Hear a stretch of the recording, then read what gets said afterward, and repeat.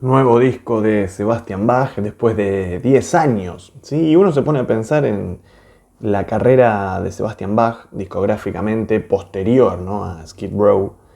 Y la verdad que uno se pone a pensar y es un tipo que siempre estuvo activo, pero claro, no tiene muchos discos, ¿sí?, lanzados así con canciones nuevas, canciones originales.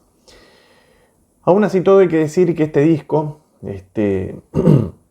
Child Within the Man, es posiblemente el mejor lanzamiento hasta hoy. ¿Sí? Por lo menos es el disco que más regular se me hizo, digamos, escuchándolo, ¿no? Los discos anteriores, a excepción quizás de Kicking and Screaming del 2011, que era un disco que me había caído bastante simpático, este disco me parece como más lineal, no tiene puntos bajos, ¿sí? Se hace bastante llevadero, ¿sí? No cae en pozos.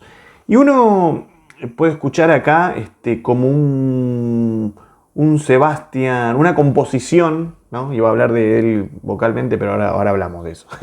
Vamos a hablar de la composición. La composición suena como bastante actual, ¿no? Bastante fresca, pero hay como reminiscencias al viejo Skid Row. Y al viejo Skid Row de los 3 discos en los que participó él, que en mi opinión, esto ya está sujeto a debate, son 3 discos muy diferentes entre sí, ¿no? Estoy hablando de Skid Row, Slave to the Grind y por sobre todo Subhuman Race. Pero le encuentro como distintos puntos a este disco, como puntos en común con aquellos 3 discos, ¿sí? Eh, Algo que ya lo viene practicando en los discos anteriores, ¿no? Nada, se bajó un poco ahí la afinación de la guitarra, suena una guitarra bien espesa, como muy amplia, ¿sí? Hasta quizás por momentos en la mezcla me suenan algunos temas o en algunos momentos específicos como hasta saturada incluso, no sé si eso fue buscado a propósito, supongo que sí. Hay algunos cambios de formación en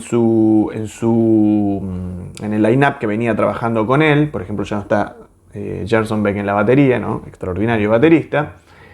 Y en relación a la parte vocal, que es algo que recién mencionábamos, sí, Sebastián, ¿no? Sebastián donde sigue amalgamando esa versatilidad que ha tenido siempre para esa voz bien melódica, bien cristalina, y de pronto pasa una voz totalmente podrida o rasposa.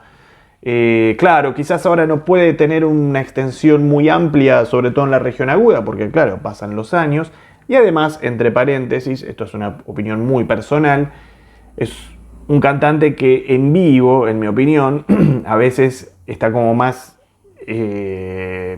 sobreexcitado, digamos, por el momento, que para el momento del concierto, en la interacción con el público, rinde muchísimo, muchísimo, uno de los mejores frontman, ¿no?, que ha dado el hard rock o el heavy metal en las últimas décadas, pero a veces se exaspera tanto que se olvida de cuidar su voz y termina como gritando más que cantando, ¿no? Bueno, y obviamente eso, estando tanto en la ruta y trabajar de músico profesional, tocando por todos lados, y con el correr de los años, lógicamente, esto pasa factura.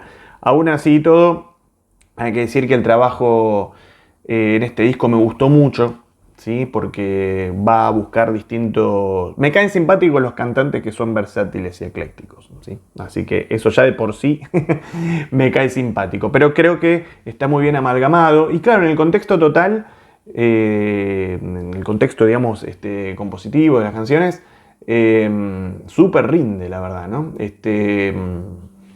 Everybody Bleeds es el tema que abre el disco, perdón. Es un tema como que corte y difusión, entre paréntesis, pero tiene como una transición, tiene como varias partes, ¿no? Arranca así como pesado, marchoso, denso, después se pone totalmente desaforado. Freedom, el segundo tema, muy buen tema, un hard rock así con muy buen groove en el riff de la guitarra. Por eso me pareció como ecléctico en todos los aspectos este disco. El tema 3, Hold On, tengo acá el machete porque si no, obviamente no me acuerdo todos los nombres.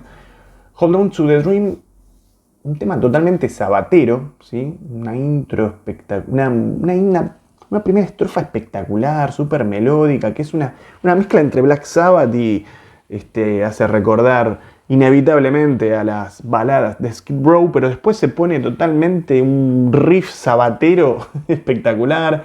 Bueno, hay momentos buenísimos, ¿no?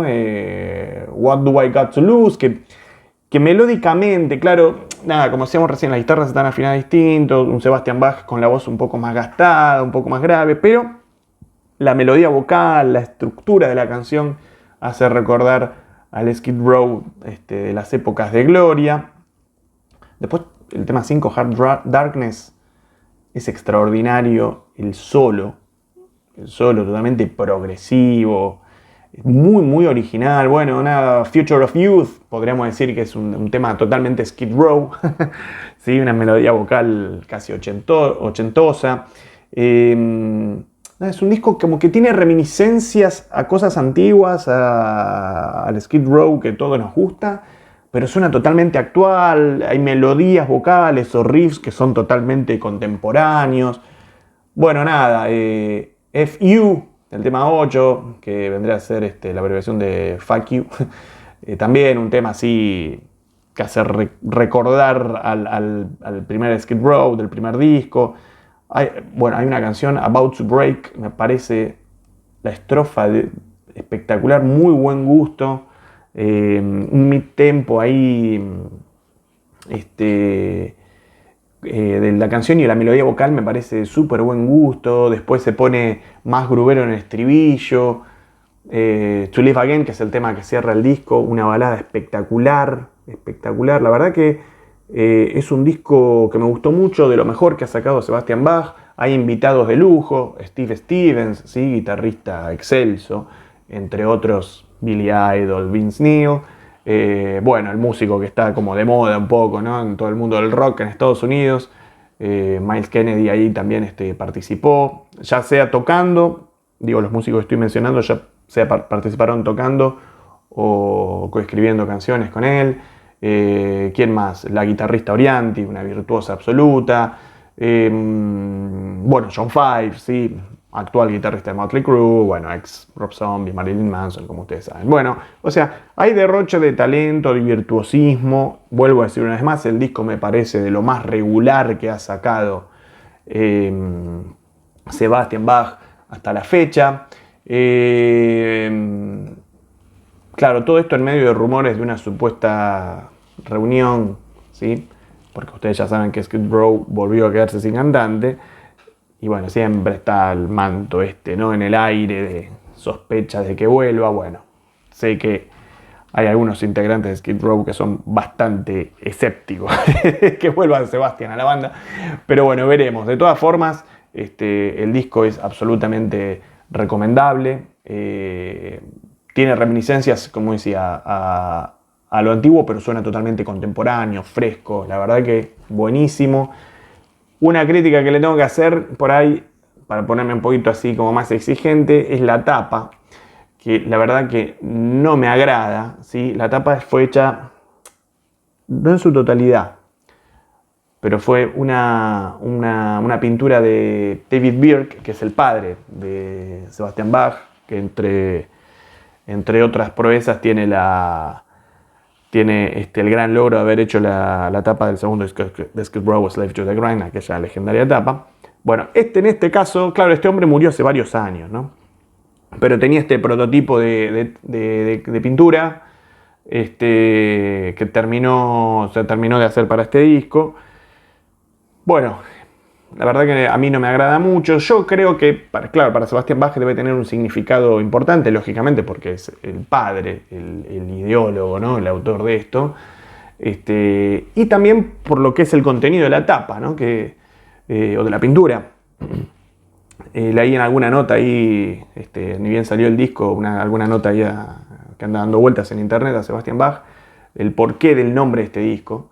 Y él un poco hablaba de cómo él se siente haciendo esta música, ¿no? Cuando la escucha o cuando la toca, o cuando la graba, vinculado al rock, o al hard rock, o al heavy metal, que es como para él sentirse en un estado se vuelve a sentir un niño, ¿no?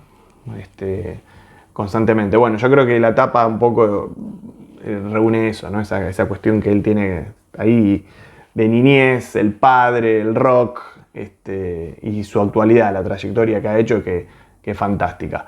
Muy buen disco, el nuevo Sebastian Bach, de lo mejorcito que él ha sacado en solitario.